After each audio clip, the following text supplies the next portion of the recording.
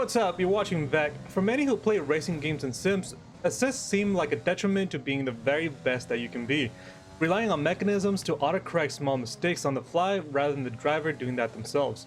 This is mostly true as assists don't make you any better, and they don't make you any faster either, or at least they don't make the car any faster. Assists are handicaps to help those who are not yet familiarized with the game's cars or handling mechanics. But just because they don't make you or the car any faster, does that mean they make you any slower?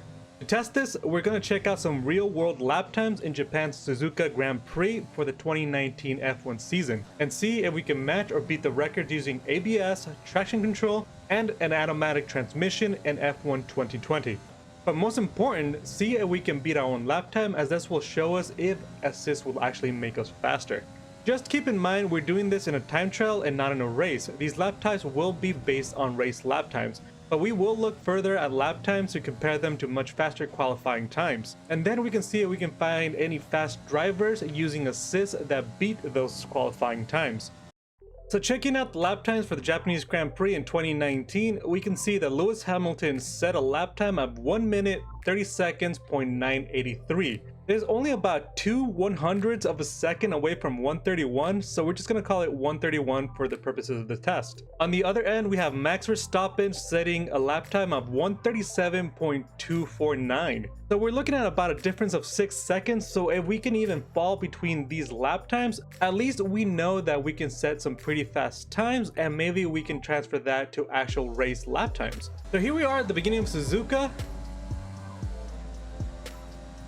We have about a difference of 0.015 on the delta, gaining some time going into the S-curves, but losing them as we come out of each curve.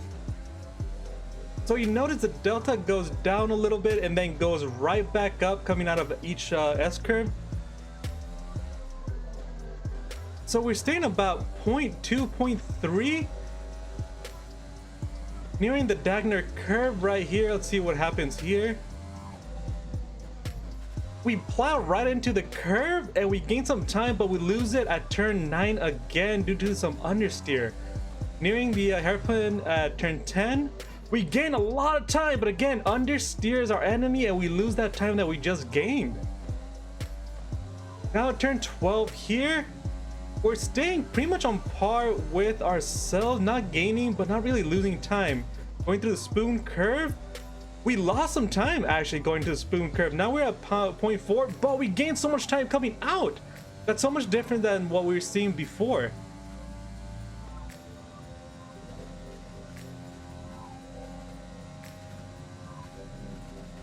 Let's see what happens here going into the final curves. So we lost the time then we gained, but we gained it right back up coming out of the curve. And we're still gaining more and more time. So now we're looking at about a difference of half a second. So what does that actually tell us? Are we getting better using assists, or are we getting worse? The lap times themselves say we're getting much better, gaining half a second, and where 2 seconds is an eternity, half a second could be a massive difference. For the vast majority of the lap, we were looking at ourselves trying to catch up. We were catching up going into every turn and then losing time coming out.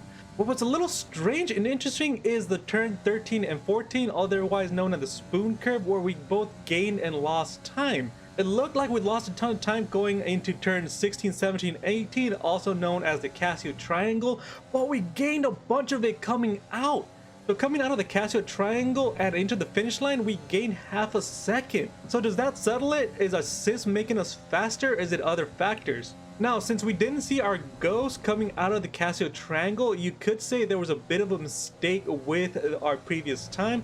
Maybe we went a little too far and had to slow down. That could be very much a factor due to braking or bad braking, or maybe we're going too fast in the original lap.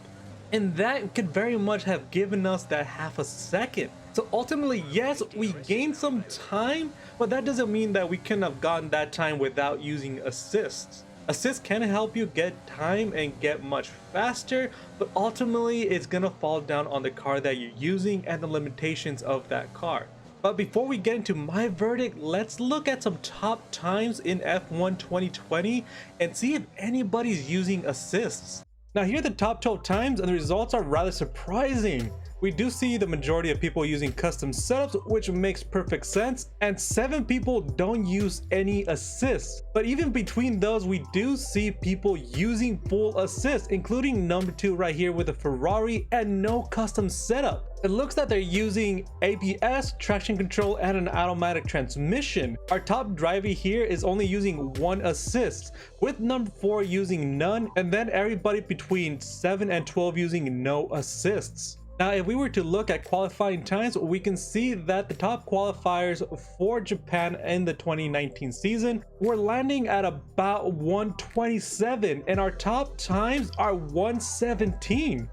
Now, if we begin to scroll down, we can see the majority of players do not use assist, as I was mentioning early in the video. Most players don't believe in using assist, and that does reflect what we are seeing right here. Most people use no assist or the minimum amount, with some people using something like ABS. ABS tends to be the most common thing to use, as we can see right here within some players. So what does it mean? What's the final verdict? I personally think using assists can make you feel like a much better driver, but ultimately they're not gonna make you any better than the car that you're driving. So ultimately it falls on the driver and how much time you're willing to put in to be much better at racing. Is approaching driving with no assist gonna make you any better? Not necessarily. It will force you to be a better driver at the end of the day, because you have to make all the micro adjustments and make sure the car stays on track. But that also doesn't mean that it's gonna make you much faster than someone using assists.